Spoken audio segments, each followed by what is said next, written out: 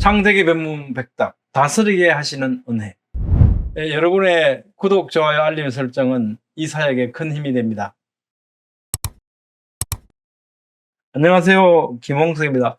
오늘은 모든 동물을 노아에게 다스리게 하신 하나님의 은혜에 대해서 살펴보겠습니다. 본문 말씀은 창세기 7장 2절로 4절 말씀입니다. 너는 모든 정결한 짐승은 암수 7씩, 부정한 것은 암수 2씩을 내게로 데려오며 공중의 새도 암수 7씩을 데려와 그 씨를 온 지면에 유전하게 하라. 지금부터 7일이면 내가 40주야를 땅에 비를 내려 내가 지은 모든 생물을 지면에서 쓸어버리리라. 너는 내게로 돌아오며 데려와 유전하게 하라. 이 모든 걸 지금 하나님께서 사실 다 하시는 거잖아요. 노아가 동물이 오라, 너는 타지 말고 너는 타라, 이렇게 하시는 거 아니잖아요. 근데 하나님께서 다 하시잖아요.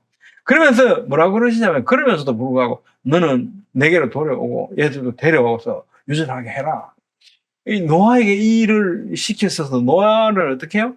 주인공으로 내세우시잖아요. 다스리는 자로 내세워주시는 거 우리 느낄 수 있습니까? 이걸 느낄 수 있어야 되겠죠? 하나님께서 은혜로 택하신 동물들을 방주에 태우기 위해서 노아가 그들을 불렀던 거 아니죠? 그럼에도 불구하고 하나님께서는요, 노아에게 너는 내게로 데려오라고 말씀하세요. 그리고 유전하게 하라고 말씀하십니다. 이런 모든 동물들을 노아에게 맡기시는 거잖아요, 지금. 모든 동물을 다스리도록 창조하신 사람의 본분을 기억나게 하죠. 방주에 탈 모든 동물들이 먹을 양식도 하나님께서 노아에게 준비하도록 하셨죠. 그들이 탈 방주도 노아에게 만들게 하셨죠. 이것은 곧 다스리는 자가 해야 할 몫이라고 말씀하시는 것 같죠. 마치 사람은 여전히 모든 생물들을 다스리도록 하나님의 형상대로 창조된 존재인 겁니다. 모두 하나님께서 주도하시면서도 노아에게 맡기시는 형식으로 노아가 모든 동물을 다스리도록 하신 거죠. 이것이 사람에게 주신 하나님의 은혜죠. 너는 모든 정결한 짐승은 암수 7씩, 부정한 것은 또 암수 2씩, 이렇게 말씀하잖아요. 정결한, 부정한, 이 핫테오라, 로테오라, 핫테오라, 그 정결한, 그리고 테오라 하지 않는, 정결하지 않는, 이런 겁니다. 그걸 이제 부정한이라고 우리는 번역을 했는데요. 성경에서 정결한 짐승, 정결하지 않은 짐승 구분이 어디서 나옵니까? 실제로 먹는 건 레위기 11장 가서 율법이 주어지잖아요. 근데 이 본문에서 갑자기 정결한, 부정한 이렇게 짐승이라고 나옵니다. 이 구분이 처음으로 등장하는데, 이 테호라의 원형, 타호라는 정결한 혼합물이 섞이지 않은 순수한 것, 또 제의적으로나 도덕적으로 흠이 없는 것을 가리킬 때 사용된 단어입니다. 본문에서 무엇이 정결이고 무엇이 부정한 것인지는 명확히 알 수 없죠. 우리가 이 말씀을 보고는 그래, 이 동물은 부정한 것이니까 이 동물은 정결한 것이니까 7상 탔겠네, 우리가 구분할 수 없죠. 성경에 구체적으로 정결한 짐승과 부정한 짐승의 구분은요, 레위기 11장에 가서야 나오죠. 따라서 노아 당시에는 레위기 11장의 세부 규례와 동일한 것으로 보기는 어렵습니다. 하나님께서 주신 지혜와 직관으로 이를 구분했을 것으로 신학자들은 보고 있습니다. 또 더 중요한 건 이건 거죠. 어쩌면요, 노아는 얘는 7상 들어왔네, 그럼 얘는 정한 동물이구만, 얘는 한 상만 들어왔네, 얘는 부정한 거구나, 이렇게 오히려 확인할 수 있었겠죠. 원어 성경은 부정한, 타메라는 단어를 사용하지 않습니다. 단지 정결하지 않은, 아까 말씀드렸죠, 로테오라, 이렇게 표현했습니다. 본문은 의도적으로 부정한이라는 표현을 피하고 있는 걸로 보여집니다. 레위기에서는 그렇게 직접 사용하면서도 여기는 그 표현을 피하고 있다. 네. 즉 본문의 초점은 어디에 있냐면, 부정한 것이 무엇이 있는지 아니고, 이것은 노아홍수가 지나가고 방주에서 내린 후에 노아가 하나님께 제사를 지내잖아요.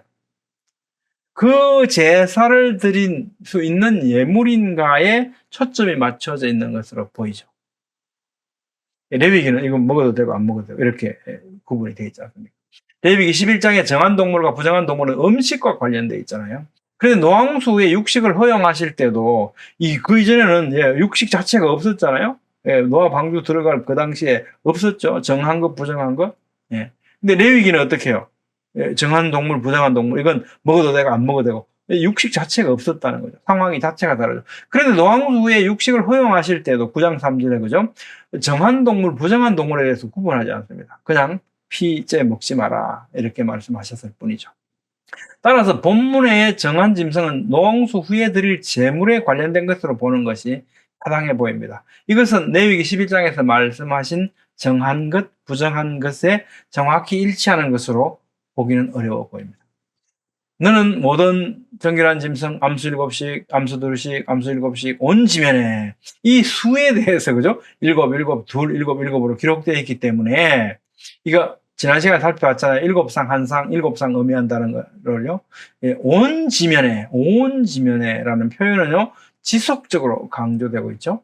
이것은 전 지구적인 심판이었다는 일관된 표현입니다. 7장 4절에 지금부터 7일이면 이 말씀이 시작되잖아요. 노홍수의 시간은요, 대칭 구조로 일어나고 있습니다. 노홍수 사건 기록 전체가 우리가 대칭 구조라는 걸 지난번에 살펴봤는데, 또 이 숫자가 나오는 이 수를 보면요, 또 대칭 구조를 갖고 있어요. 자, 7일 전 홍수예고, 7일 후 홍수가 땅을 덮었다. 40일간 홍수가 계속됐다. 150일간 물이 땅에 넘쳤다. 150일 후에 물이 감화해졌다. 40일이 지나면서 방주에 창을 열었다. 7일 후에 비둘기를 내버렸다. 7일 후에 비둘기가 돌아오지 않았다. 그죠? 7, 7, 40, 150, 150, 40, 7, 7. 이렇게 대칭 구조를 이루고 있습니다. 야, 사건 진행의 시간적 구조는요, 완벽한 대칭을 보여줍니다. 이런 사실은 사건이 세밀하게 통제되고 있었다는 걸 우리에게 알게 해주는 것을 강조하시는 것 같습니다. 전 지구적인 격변적이고 격렬한 심판이 무절시하고 아주 파괴적인 모습으로 내팽겨진 상태가 아니고 질서정연한 하나님의 시간표대로 진행되고 있다는 사실은요, 우리를 안도하게 만들어주죠. 그것은 하나님의 정화 작업이었던 거죠. 그 정화된 땅에 우리가 지금 살아가고 있는다는 것은 이 사건이 우리를 향하신 은혜였다는 것을 공감하게 해줍니다. 지금부터 7일이면 이 7일은 하나님께서 정하신 동물들이 원건 각지에서 방주로 나와서 짝을 지어서 질서정연하게 들어가게 하시는 이 시간으로 생각해 볼 수 있겠죠. 한순간에 우르르 아니고 둘둘 이렇게 들어갔으니까 한참 또 시간이 걸렸겠죠. 내가 40주야를 땅에 비를 내리겠다. 40주야. 40일이라고 하지 않고 40주야라고 말씀하셨잖아요. 40일 동안 밤낮 쉼없이 계속 비가 쏟아질 것을 의미하죠. 이 비는 하나님께서 내리도록 하시는 특별한 목적을 가진 비입니다. 시간도 정하셨습니다. 본문에 처음 등장하는 40이라는 숫자는요, 이후 성경에 여러 번 등장하는데 되게 고난과 결정적인 전환의 시기에 관련돼서 사용되어졌습니다.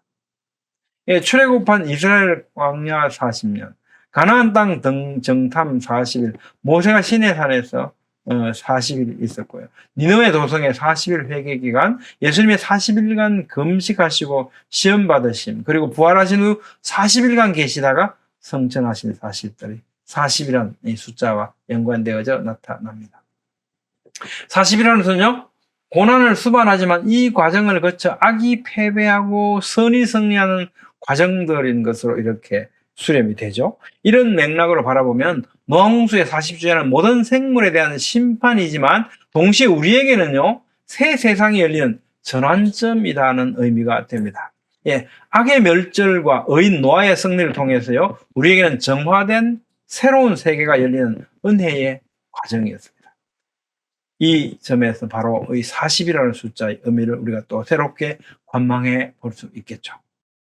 내가 지은 모든 생물을, 하나님께서 내가 지은 생물이라고 이 말씀하실 때는 뭔가 저는 늘 좀 뭐라고 표현해야 될까요? 이게 뭔가 하나님의 어떤 안타까워 하시는 이런 짠하다고 해야 되나요? 우리말로 참 표현하기 힘든데 외람되기도 하고요. 내가 지은 모든 생물이라고 말씀하시잖아요. 그럼 내 손으로 준 이걸 내가 지금 심판하신다는 이 안타까운 심정도 있고, 내가 심판할 수밖에 없는 이 상황, 그리고 내가 지었으니까 내가 심판해야지, 이런 어떤 마음들이 막 이렇게 점철되어서 우리에게 그 안타까운 심정을 우리에게 토로해 주시는, 저는 이런 느낌을 많이 받습니다. 그냥 모든 생물이라고 안 하고 내가 지은 모든 생물 이렇게 늘 말씀하시거든요. 심판의 권리와 안타까워하시는 마음을 동시에 표현하시는 거예요.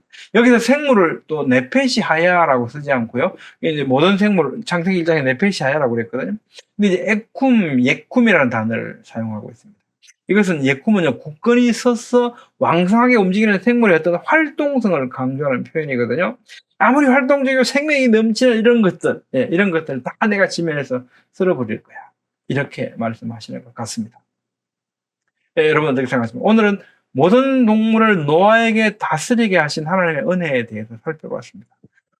이 짧게 말하지만요, 이 결국은 노아무수 사건이 하나님의 심판 사건이었지만 그것은 바로 우리에게 은혜의 사건이었다는 겁니다. 선악과 사건이 그랬던 것처럼 우리는 그 은혜를 잃어버려서는 안 됩니다. 우리 심판만 우리가 생각하게 바라보게 되고 은혜를 바라보지 못하면요, 이건 사실은 본질을 떠나게 되는 거라는 겁니다. 다음 시간에는 방주로 들여보내신 하나님 은혜에 대해서 살펴보겠습니다. 감사합니다.